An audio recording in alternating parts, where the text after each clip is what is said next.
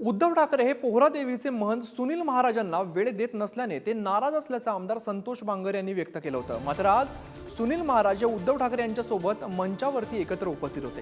या संदर्भामध्ये महंत सुनील महाराज यांच्याशी बातचीत केली आमचे प्रतिनिधी देव इंगोले यांनी। काय सांगाल, उद्धव ठाकरे तुम्हाला वेळ देत नाहीत असं तुमच्या वतीने त्यांनी सांगितलं होतं। माननीय उद्धव बाळासाहेब ठाकरे साहेब हे शिवसेनेचे तर नेते आज पण या राज्याचे नेते आहेत, देशाचे नेते आहेत आणि आपण बघता की सामाजिक क्षेत्रामध्ये, राजकीय क्षेत्रामध्ये काम करीत असताना कामाच्या व्यस्ततेमुळं, वर्कलोडमुळं कधी कधी असं खूपदा होते, आम्ही सुद्धा खूपदा लोकांना वेळ देऊ शकत नाही।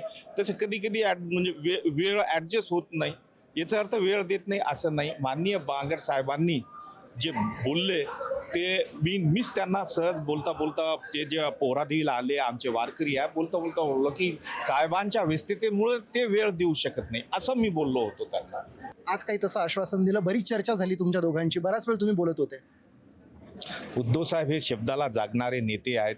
आमची सविस्तर यवतमाळ वाशिम लोकसभा संदर्भात चर्चा झाली, त्यानंतर जे बंजारा बहुल मतदारसंघ आहे या विषयावर आमची सविस्तर चर्चा झालेली आहे आणि त्यांनी आमच्यावर जबाबदारी दिलेली आहे की यवतमाळ वाशिम लोकसभा मतदारसंघाची सीट निवडून आणण्यासंदर्भात जबाबदारी दिलेली आहे। नाराजी काही नाहीये? नाराजी निश्चित नाही आणि भविष्यातही नाराजी राहणार नाही आणि माननीय उद्धव ठाकरे साहेब हे शब्दाला जागणारे नेते आहेत आणि परत उद्धव साहेबांना मी विनंती सुद्धा केली की अशीच एक सभा या निवडणुकीच्या दरम्यान पोहरादेवी येथे घेण्यात यावी, म्हणून त्यांनी मला शब्द सुद्धा दिला।